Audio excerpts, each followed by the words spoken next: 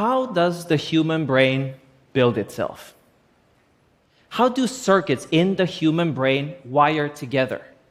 For instance, how does one tiny neuron in the outer layer of the brain send a thin axon all the way to the spinal cord, find the right neuron, and then control muscle contraction as we extend a hand and grasp a glass of water? I'm here to tell you that we can finally grow parts of the human brain from any individual and then build functioning human circuits in a laboratory cell culture dish. These clumps of neural tissue are known as brain organoids. And when we put them together to form circuits, they become assembloids. Assembloids could be key to understanding how the human brain is built. Today, most of what we know about the human brain comes from studies in animals, typically mice. And while we've learned a lot from these animal brains, the characteristics that make the human brain unique and uniquely susceptible to disease remain mysterious. I'm a physician by training and professor at Stanford, where my laboratory has been taking unconventional approaches to study how the human brain develops, how disorders in the human brain arise, and find new ways of treatments. I think the best way to explain, though, how we do this is through the eyes of one of my patients. When I opened my lab at Stanford, Edward, who's on the autism spectrum, sent me this drawing depicting how he thought we were studying brain disorders. Now, to paraphrase him, he said, "What I think you're doing is you're climbing up a ladder, poking holes in people's brains, and then use tiny telescopes to watch neural cells." Of course, that's not what we do. So I called him up, explained the process, and then next morning, he sent me another drawing, which I think ended up being a quite accurate representation of the work that we and many others now are doing. Again, to paraphrase him, he said, "You're taking skin cells from patients that have specific brain disorders, then doing some mumbo-jumbo to the cells to push them back in time and turn them into stem cells. And then he knew that stem cells can be coaxed to become any cell type. So then you're taking them and turning them into brain cells that form brain circuits." That's right. We can build human brain circuits in a dish. How is that possible? Building on the hard work of biologists over the past 15 years or so, we can today take any cell type from any individual and then push it back in time to turn them into stem cells and then guide those stem cells to become any other cell type. We start by asking a patient to provide a small skin sample. We then take those skin cells, reprogram them by putting a series of genetic factors, and push them back in time so that those skin cells become stem cells. It's like cellular alchemy. These stem cells have almost magical abilities to turn into any other cell type. So what do? We take these stem cells, we dissociate them, we then aggregate them so that they form spheres or tiny balls of cells. We then take those, move them into a special plate where there is a kind of chemical soup. And that chemical soup will allow them to grow and transform and turn into a brain organoid. By providing different cues, we can turn these brain organoids to resemble specific regions of the central nervous system. For instance, we have a recipe that allows them to become a cerebral cortex, the outer layer of the brain. By using a slightly different combination of factors, we can turn them into a spinal cord. The secret to this process is careful guidance. In the end, they look like this: tiny clusters of brain cells at the bottom of a dish. And let me be clear, these are not brains in a jar. These are parts of the nervous system in a laboratory dish. Each of them contains millions of cells, and we can even listen as they fire electrical signals. Or we can watch them as they sparkle with electrical activity. Or we can image inside and watch the cells as they communicate with each other. Isn't it remarkable to think that just a few months ago, these cells were skin cells in a patient, and now they're neural cells at the bottom of a dish that we can study at ease? Thank you. So with these models of brain growth, we started wondering, could we use them to start to understand disease?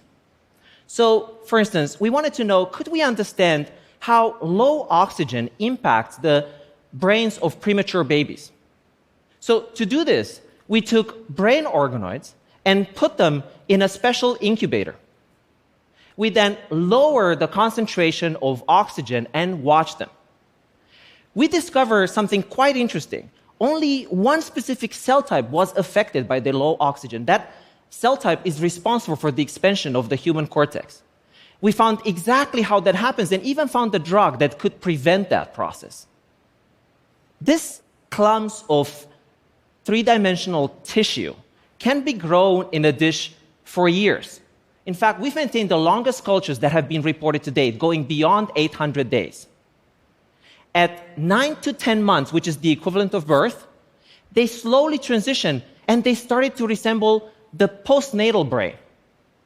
We have discovered a brain clock, which keeps track of time in a dish and outside of the uterus.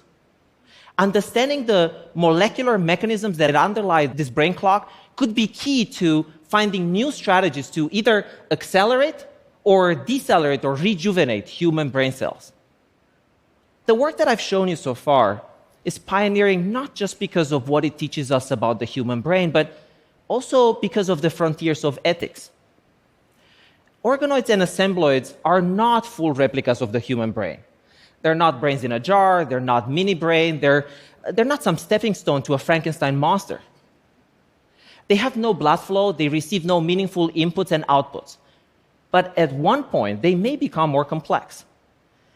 At one point, they may receive sensory input. So, as the science advances, we in the scientific community have been very careful about discussing what are some of the ethical questions, the societal implications, and potential regulations. Most of the work that I've shown you so far has been in one specific brain region. But to really understand circuits, we actually need to build more complicated brain circuits. And so to do this, 6 years ago, we came up with a new approach to build human circuits called an assembloid. Assembloids are essentially blocks of tissue that we build in a dish from multiple organoids put together. When we put two brain organoids together, we discover something really fascinating. First, they fused to each other, but then they started to communicate. And brain cells from one side started to slowly migrate onto the other side and form circuits, much like they would in the actual brain. In fact, we can even watch them live as they move from one side to the other. I still remember how we were in the lab in absolute awe when we saw for the first time how human cells undergo this peculiar jumping behavior. This is all fascinating, but what it is actually good for? Dysfunction in the human brain causes brain disorders such as autism and schizophrenia and Alzheimer's disease, devastating conditions that are poorly understood. Nearly 1 in 5 individuals suffers from a psychiatric disease. What is even more striking is that the lowest success rate for finding new drugs is in psychiatry, out of all the branches of medicine, likely because until now, we couldn't really access the human brain. Using brain organoids and assembloids, we can create avatars for a patient's brain development, and then use those to dissect the molecular mechanism of disease. Let me give you one example. As you have seen, assembloids can be used to model this healthy jumping behavior of neurons. So what we did is we created assembloids from patients with Timothy syndrome, which is a rare genetic disease associated with autism and epilepsy. When we looked inside the assembloids, we noticed something remarkable. The cells were moving much faster, but every time they would jump a shorter distance. So in the end, they would be left behind. Over the past 6 years, in extensive studies, we've actually dissected the molecular mechanism of this defect and even found ways of restoring it. And we're excited to be moving towards a potential therapeutic avenue in the next year or so. The promise of organoids and assembloids is that they will slowly allow us to gain new insights into the hidden biology of the human brain. And by doing so, they could revolutionize the way we think about human brain development, evolution, function, and disease. So what's next? Well, to really be able to gain insights into more complex brain disorders, we need to build more complex circuits. So in the last minute, let me show you the most complicated circuit we have built to date. The circuit that controls voluntary movement. To do this, we've created 3 organoids. One, shown here in purple, that resembles the cortex, one in yellow that resembles the spinal cord, and one in red that resembles human muscle. We then put them together and watch them fuse. And notice something really spectacular. Neurons on the cortical side started extending axons, find spinal motor neurons in the spinal side, connect with them, and then those farther project and connect to muscle. When we put a light stimulus on the cortical side, we notice the muscle on the opposite side contract. We have modeled for the first time a human cortical motor pathway.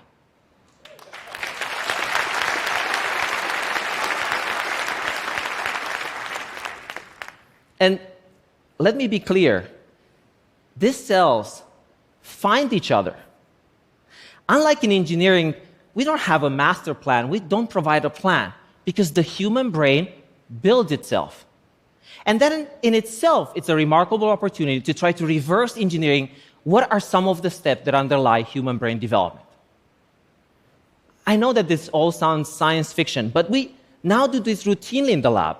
We have derived thousands and thousands of organoids and assemblages from patients with various neuropsychiatric diseases, including, for instance, infecting them with viruses such as poliovirus to understand how disease arises. The statistician George Box famously said, "All models are wrong, but some are useful." I do the work that I do because the promise and hope of brain assembloids and organoids is that by allowing us to recreate circuits of the human brain, we will gain new insights into human biology. And this in itself will open a new era in the treatment of brain disorders. Thank you.